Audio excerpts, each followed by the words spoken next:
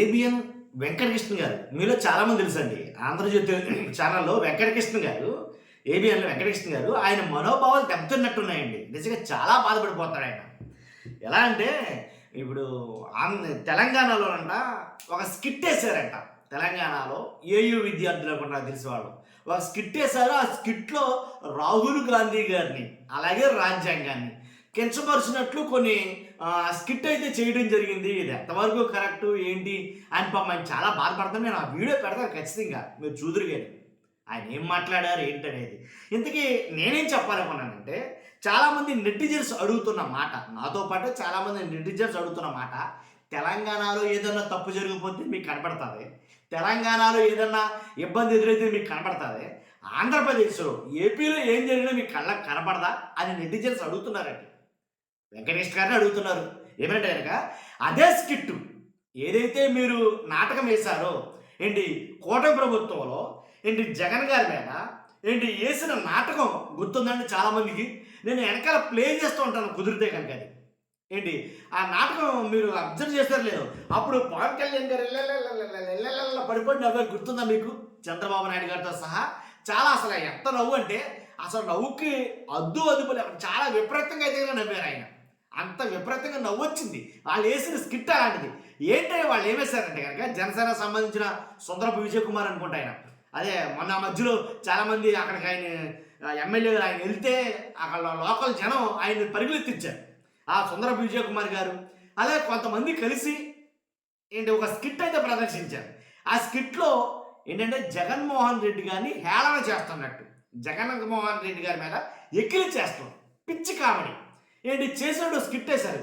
అప్పుడు మరి ఏబిఎన్ కృష్ణ గారు కూడా నవ్వారో పక్కపక్కమని, లేదా మరి అప్పుడు మరి ఆయన ఏమైనా ఇబ్బంది పడ్డారో లేదో తెలియదు. కానీ ఇప్పుడు ఏదైతే అలా వేయడం కరెక్ట్ కాదని, అంటే తెలంగాణలో రాహుల్ గాంధీ గారు ఆయన మీద, అలాగే రేవంత్ రెడ్డి గారి మీద ఇలా ఏదైతే స్కిట్ ప్రదర్శించారో దాని నిమిత్తం అది తప్పు అని చెప్తున్న వెంకటకృష్ణ గారు, ఇది ఎందుకు తప్పు కాలేదు, అప్పుడు ఎందుకు గుర్తు రాలేదు, అప్పుడు ఎందుకు ఈయన మాట్లాడలేదు నాకు అర్థం కాల.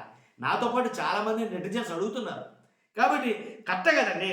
ఎలా అంటే వాళ్ళు అప్పుడు 11 టీం అని, 11 ఎక్కని చెప్పమని, లేదా 11 అని రకరకాలుగా చాలా వ్యంగ్యంగా ఒక స్కిట్ అయితే వేశారు. చాలామంది దాన్ని అప్పట్లో చాలామంది దాన్ని వ్యతిరేకించారు. వైఎస్ఆర్సీపీలో ఏదంటే కావాలని మీరు నాటకాలు ఆడుతున్నారు కాబట్టి మీరు చేసినటువంటి ఏదైతే ఒక నాటకం ఉందో అది కావాలని క్రిటిసైజ్ చేసినట్టుగా చేశారు అని మాట్లాడారు. అప్పుడు ఈ ఛానల్స్ కానీ ఈ పత్రికలు కానీ ఏమి మాట్లాడవు. అదేంటో విచిత్రం అర్థం కాదు. అర్థమైందా? కానీ ఇప్పుడు మాత్రం ఎక్కడ లేని బాధ వచ్చేస్తుంది ఆయనకి. ఆయన ఏం మాట్లాడుతున్నారు మీరు ఉంటారా? నేను పెడతాను ఎలాగో. నిజానికి అది ఆ ప్రదర్శన చూసిన తర్వాత కొన్ని అంశాలు శృతి మించాయని అనిపిస్తుంది. శృతి మించాయి. ఒక పాత్రధారుడు రాహుల్ గాంధీని ఎగతాళి చేసే ఉద్దేశంతో రాహుల్ గాంధీ వేషం వేసిన ఒక పాత్రధారుడు రాజ్యాంగాన్ని సంథింగ్ కాన్స్టిట్యూషన్ అనడానికి కాన్స్పిరసీ సంథింగ్ అట్లా మారండి వీళ్ళు. ఎలా అంటే మీడియాకుండే ఏదైతే నైతిక విలువలు ఉంటాయో వాటన్నిటిని వదిలేసారేమని అనిపిస్తుంది నాకు. ఏంటి తప్పు ఎవరు చేసినా తప్పే, అది ఎక్కడ జరిగినా తప్పే. త్రూఅవుట్ ఇండియాలో ఎక్కడ జరిగినా, ప్రపంచంలో ఎక్కడ జరిగినా తప్పే. తప్పుగానే ఖండించాలి దాన్ని మనం. తెలంగాణలో స్కిట్ వేస్తే అది వాళ్ళని ఇబ్బంది పెట్టినట్టు అని అనిపించినప్పుడు, ఏపీలో స్కిట్ వేసినప్పుడు మరి మాజీ ముఖ్యమంత్రి ఆయన ఎటకారం చేయడం తప్పు కదండి. అది కనపడదప్పుడు మరి ఎందుకు మాట్లాడలేదు అని నేను అడగటం కాదు, నాతో పాటు చాలామంది మాట్లాడతారు. కానీ ఖచ్చితంగా అది నేను ఆ వీడియో పెడతాను. ఏంటి వెంకటకృష్ణ గారు మాట్లాడినటువంటి ఆ సూక్తి ముక్తావళి ఏదైతే ఉందో అది నేను పెడతాను. చూసి మీరు తరించి మీ అభిప్రాయం తెలియజేయండి. Thank you very much.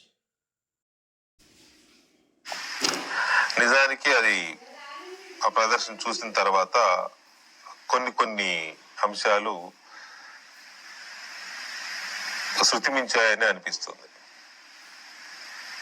ఒక పాత్రధారుడు రాహుల్ గాంధీని ఎగతాళి చేసే ఉద్దేశంతో రాహుల్ గాంధీ వేషం వేసిన ఒక పాత్రధారుడు రాజ్యాంగాన్ని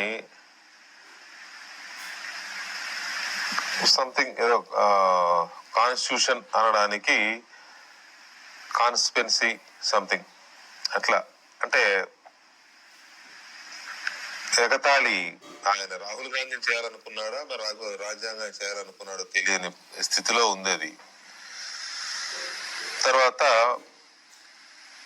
స్పీకర్ గడ్డం ప్రసాద్ కుమార్ ని అవమానించే విధంగా రేవంత్ రెడ్డి పాత్రలో ఉన్న వ్యక్తి చేతిలో గొడ్డలు పట్టుకొని కూర్చోమంటే కూర్చోవాలి, నుంచోమంటే నుంచోవాలి, సిట్ స్టాండ్ అని ప్రసాద్ కుమార్ మాస్క్ వేసి ఉంటుంది, మాస్క్ తొడుక్కుని ఉంటాడు స్పీకర్ పాత్రధారి.